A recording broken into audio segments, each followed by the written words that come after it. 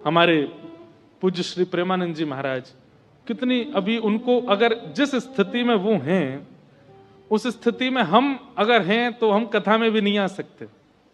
हम कथा सुनने तक नहीं आएंगे, हम कहने तक नहीं आएंगे, लेकिन वो फिर भी इतना भ्रमण करके जाते हैं, इतने लोगों के बीच रोज अपनी वाणी का प्रकाश करते हैं, लोगों के संशय दूर करते हैं।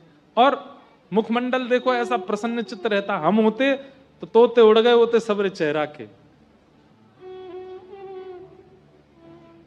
क्योंकि वो इस भाव को मानते हैं, करता नहीं हूं कुछ भी, ये कमाल हो रहा।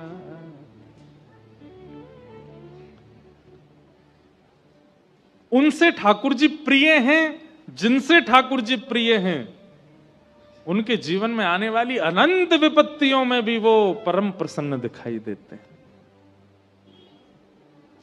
और जिनसे ठाकुर जी अप्रिय हैं, वो बड़े बड़े उत्सवों में भी ऐसे मुंह फुलाए बैठे रहेंगे, बस रोने वाले हैं, नेक देर में बस रो ही जाएंगे। किसी किसी को कहो भैया रो क्यों रहे हो? रो नहीं रहा हूं, मेरा चेहरा ही ऐसा है। उनकी प्रसन्नता कभी आती नहीं मुखमंडल पर, ठाकुर जी अप्रसन्न है उनसे।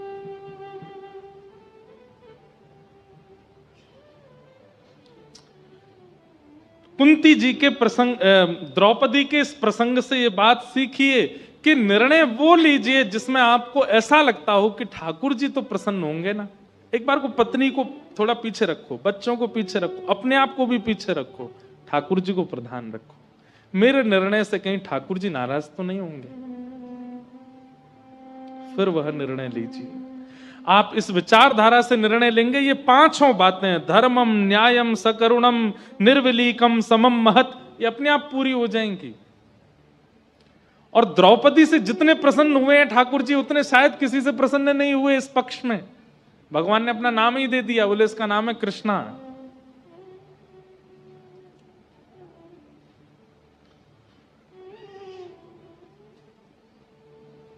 महाभारत युद्ध जब सुनिश्चित हुआ तो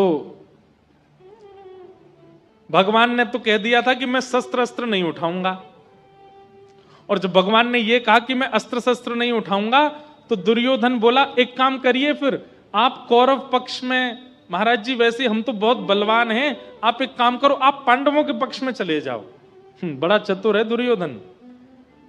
ठाकुर जी उसे बोला, जैसे भगवान ने निर्णय लिया ना कि मैं शस्त्र नहीं उठाऊंगा, तो सब जब चले गए तो दुर्योधन एकांत में भगवान से बोला, देखो ठाकुर जी कुछ भी हो, पांडव हैं तो मेरे भैया, मुझे इनकी बड़ी चिंता रहती है। क्यों? हमारे पास तो सेना का बल भी बहुत है, अस्त्र शस्त्रों का बल भी बहुत है, योद्धाओं का बल भी बहुत है, लेकिन इनके पास ना तो अस्त्र शस्त्र है, ना सेना है, कुछ भी नहीं है। इसलिए मेरी तो ऐसी मान्यता है कि आप इनके पक्ष में ही रहो, कम से कम आप इनके संग रहेंगे तो मुझे ये सांत्वना रहेगी, चलो कोई तो एक बड़ा है इनके पास। भगवान बोले सब समझ रहा हूं मैं तेरी बात। और दुर्योधन भगवान की सेना लेकर के आ गया। भीष्म पितामह बैठे थे। भीष्म पितामह ने जैसे दुर्योधन को देखा तो दुर्योधन से बोले, ए दुर्योधन, तुम द्वारिका गए थे, भगवान को लाने के लिए क्यों नहीं लाए? बोले अरे क्या लाता? वो बोले कि मैं अस्त्र शस्त्र नहीं उठाऊंगा, और जो अस्त्र शस्त्र ही नहीं उठाएगा उसको लाने से क्या फायदा, मैं तो उनकी सेना लेके आ गया। मैंने कि और हंस के बोला, मैंने तो उनको जाके बोल दिया कि तुम पांडवों की तरफ ही चले जाओ, उनका क्या काम था यहाँ पे। भीष्म पितामह बोले, अरे मूर्ख, कितना गलत काम कर क्या, तुझे क्या पता, वो कृष्ण हैं, कंस को मारने के लिए भी शस्त्र की आवश्यकता नहीं पड़ी थी उनको। मैं अपनी भाषा में कहूं तो क्वांटिटी और क्वालिटी, व्यापारी जितने बैठे हैं ध्यान से सुनना, क्वांटिटी और क्वालिटी, हमारा रुझान ज्यादातर किस तरफ होता है? क्वांटिटी की तरफ। संख्या अधिक होनी चाहिए सामग्री की, क्वालिटी पर ध्यान नहीं देते। भीष्म पितामह बोले तू क्वांटिटी तो ले आया, क्वालिटी तो वहीं दिया आया, छोड़े आया श्री कृष्ण को। लेकिन भीष्म पितामह ने भी उस दिन प्रतिज्ञा ली, वासुदेव कर चक्र न धरहि तो तुमको मुख न दिखाऊं, लाजत है मेरी गंगा जननी में शंतनु सुत न कहाऊं। यदि महाभारत युद्ध के बीच में वासुदेव श्री कृष्ण ने शस्त्र नहीं उठाया तो मैं गंगा का बेटा नहीं, मैं शांतनु का पुत्र नहीं। मैं प्रतिज्ञा लेता हूं कि ऐसा युद्ध करूंगा कि कृष्ण को शस्त्र उठाना पड़ेगा। जब ये युद्ध में निर्णय ले लिया भीष्म पितामह ने और युद्ध 10 दिन का हो गया, बहुत ध्यान से सुनना, बड़ी मधुर कथा। और 10 दिन के युद्ध में जब आंकड़े देखे गए तो पांडवों की सेना का तो कुछ ही सैन्य बल खत्म हुआ, लेकिन कौरवों की सेना तो आधी हो गई 10 दिन में। और तब दुर्योधन अपनी भौहें चढ़ा करके भीष्म पितामह के पास जाता है और कहता है, आप जैसे बड़े बुजुर्ग हमारे ऊपर बैठे हैं, फिर भी हम हार रहे हैं। कहीं ऐसा तो नहीं खाते हमारा अन्न है, भला चाहते हैं पांडवों का। भीष्म पितामह का ताम्रवर्ण हो गया, बोले कैसे बोल रहा है तू? अरे तेरा अन्न खाने के लिए आया हूं क्या? यहां पर पांडव नहीं खिलाएंगे मुझे? दुर्योधन बोला तो फिर क्यों हार रहे हैं हम लोग? क्यों हमारी सेना खत्म हो रही है? क्या हमारे पास शस्त्र नहीं है, अस्त्र नहीं है, आप जैसे योद्धा नहीं है, फिर भी हार रहे हैं हम?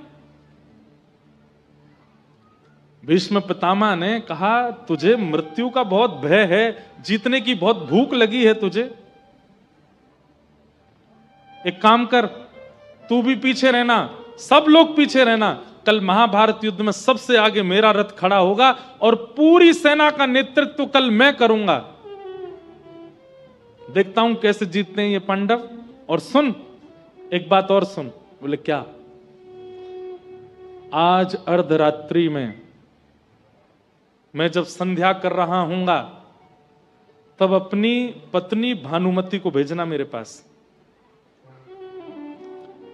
और उससे कहना चुपचाप आए, किसी को लेके ना आए, अकेली अर्धरात्रि में आए।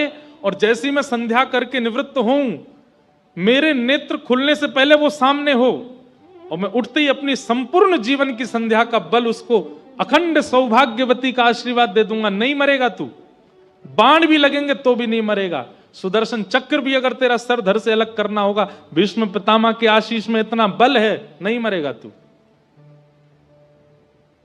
तेरी पत्नी को अखंड सौभाग्यवती का आशीर्वाद दे दूंगा मैं, जा। दुर्योधन बोला, आप तो बुरा मान गए, मैं तो बस कह रहा था कि आप ठंडे मत पड़ो, थोड़े गर्म रहो। चर्चा जो चल रही थी दुर्योधन और भीष्म पितामह के बीच में, पर कान खड़े हो गए भगवान कृष्ण के। बोले अच्छा, आज रात में भानुमति को आशीर्वाद मिलने वाला है। ठाकुर जी भी जानते हैं कि भीष्म पितामह के आशीष के आगे मैं पांडवों के संग खड़े होकर भी नहीं जिता पाऊंगा इनको। अगर पितामह भीष्म ने आज भानुमति को अखंड सौभाग्यवती का आशीर्वाद दिया तो। अर्धरात्रि का समय, ठाकुर जी ने अपने बड़े बड़े काजल लगाए आंखों में, कानों में बड़े बड़े कुंडल पहन लिए, सिर पर स्वाफा बांधा, ऊंची ऊंची धोती पहनी और पुरानी सी उधरी हुई सी बगलबंदी पहनी और हाल में लालटेन लेकर के एक स्वाफा सा डाल के बिल्कुल ग्वारियां जैसा भेष बना लिया ठाकुर जी ने। और अर्धरात्रि में गए द्रौपदी के पास।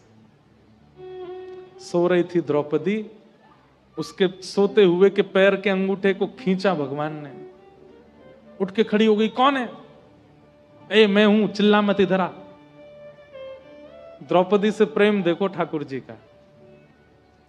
भैया आप इतनी रात को क्यों आए? बोले क्योंकि तू सोती रहेगी तो तेरा भाग्य भी सोता रहेगा, जल्दी चल मेरे साथ।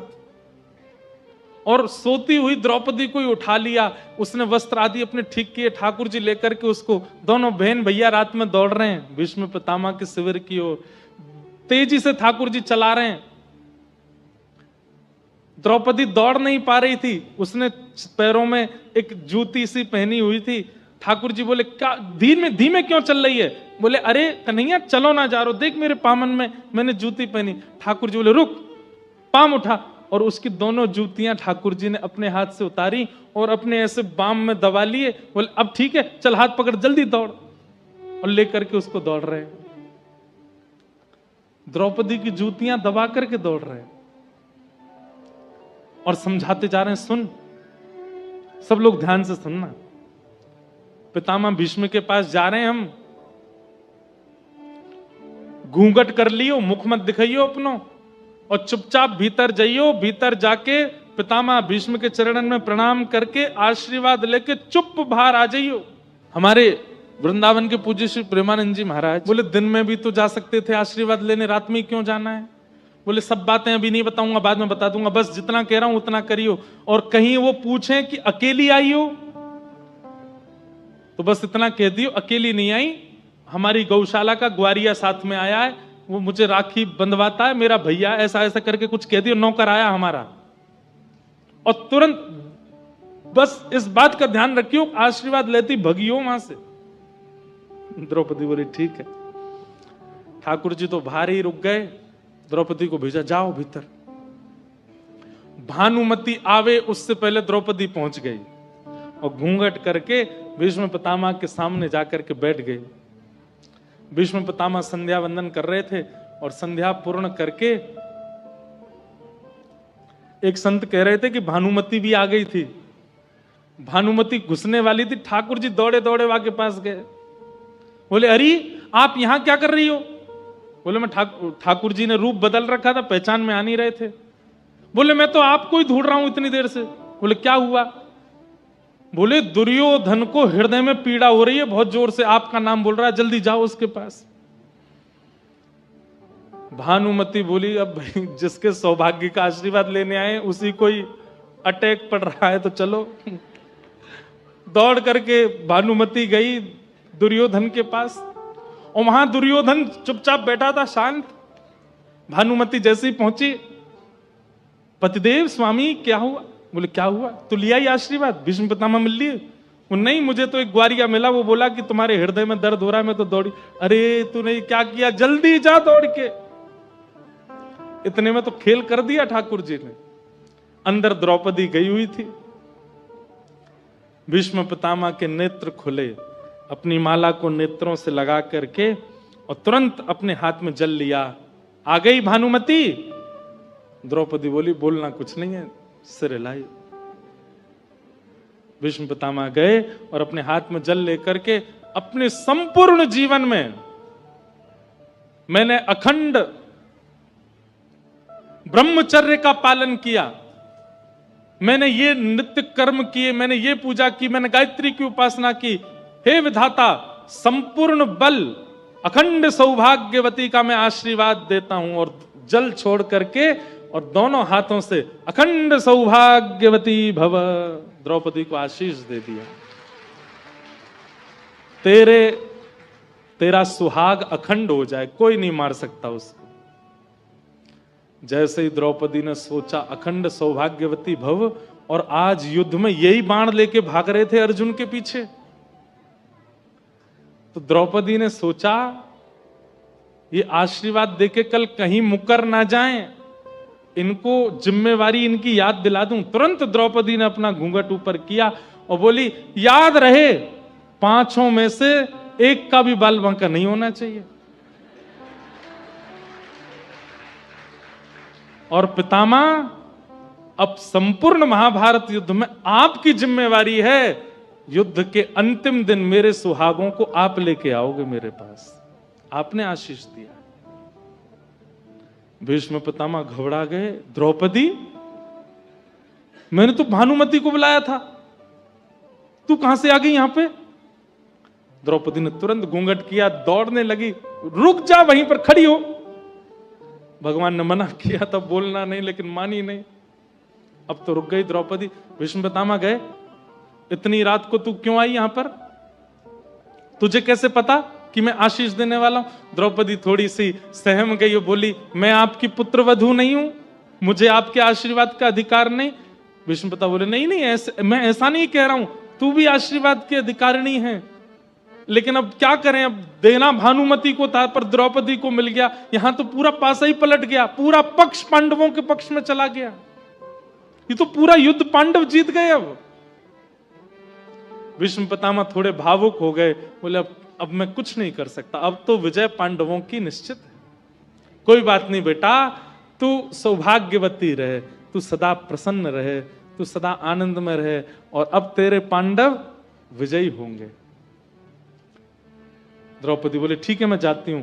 थोड़ी देर में भीष्म पितामह का थोड़ा बोले, पांडवों की जीत होना, अर्धरात्रि में भानुमति का द्रौपदी में परिवर्तित हो जाना, ये कोई संयोग से कम तो नहीं है। ए द्रौपदी रुक रुक रुक रुक, अकेली आई है तू? द्रौपदी बोली हाँ अकेली आई हूं। नहीं अकेली तो नहीं हूं, पर साथ में कोई ऐसा नहीं है, वैसे तो है पर है नहीं। क्या बोल रही है, स्पष्ट बता, कौन आया साथ में? गोपाल भैया। कौन गोपाल भैया? बोले ग्वारिया है, हमारे यहां दूध काटता है, मुझसे राखी बंधवाई उसने। भीष्म पितामह बोले जरा चलियो, मैं भी तो देखूं तेरा गोपाल भैया कैसा। द्रौपदी बोली आप इतने महान योद्धा छोटे से ग्वारिया से मिलेंगे, अच्छा लगता, आप विराज में। बोले नहीं नहीं, ऐसे योद्धाओं की तो हमको जरूरत है, चल तो सही बाहर। दूर ठाकुर जी पहरेदारी कर रहे थे कि कहीं भानुमति नहीं आ जाए, और यहां चिंता कर रहे थे कि द्रौपदी इतनी देर क्यों लगा रही है। इतने में ही शिविर से बाहर आकर के अर्धरात्रि का समय, और भीष्म पितामह ने शेर की तरह गर्जना करके कहा कहां है गोपाल भैया? ठाकुर जी ने जैसे ही भीष्म पितामह की आवाज सुनी, 2 पटक तो वहीं लगी ठाकुर जी को। बोले सब काम खराब कर आई, बार बार कहा था बोलना नहीं, भीतर जाके और सब खत्म कर आई होगी। ठाकुर जी धीरे धीरे आए।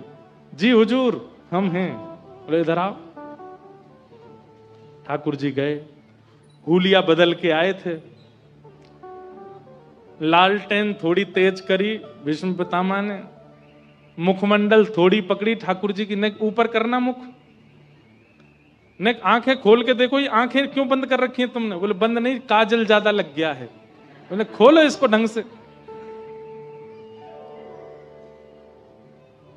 जैसे ही पगड़ी उतारी, वो घुंघराले केशों का जो यहां चुटीला बनाया था खुल गया।